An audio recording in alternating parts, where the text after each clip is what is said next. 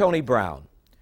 A radical scholar describes the Jesus of the Christian Bible as radical. That's why he's widely hailed as bold. But whether he's right or wrong, it's hard to argue that he is not honest. Joining me is Dr. Obery Hendricks.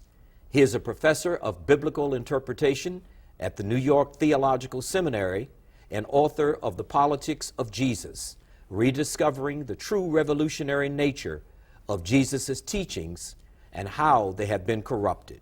Welcome, Doctor. Good to be here. I want to say that I don't know if anybody can ever prove whether you're right or wrong, but I would like to compliment you on being an example of the First Amendment right to free speech.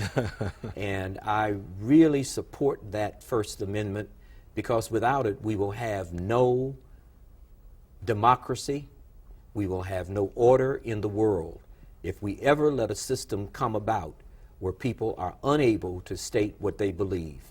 And I applaud you, because Thank you. I don't know anything about you. I just met you a few moments ago, but I know you are really being criticized in some quarters for your views. And I also suspect that you're being hailed in many quarters for your views. And I've read the tremendous support that you have from very scholarly people, very well-known people, and not because they're well-known, but because they have earned a reputation, and they think a lot of what you're saying. So I want to share with the audience, I need to say that, because in this world, unfortunately, when you talk about religion and you don't hold to a one-point traditional outlet, if I may call it that, there are people who are in that area who become uncomfortable, and you've got your bona fides in Christianity. I mean, you've done your studying, you've got the scholarly reputation, you've got the accomplishments to really take us to where you are. And I'm ordained. And you're more what? And I'm ordained as well. And you're ordained. Mm-hmm. And you have, as I said, you are an insider, so you see it from your perspective. And I want to applaud you, not that I think it's right or wrong, and I don't want to keep saying that, but I want to applaud you because you're going to give us your definition of the divinity from your point of view, and you don't compromise. As a matter of fact, sir, I'd like to say this.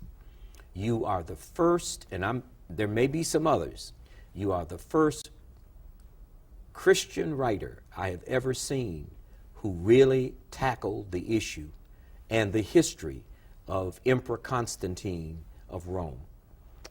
And I always, when I go to a book, I look at the index.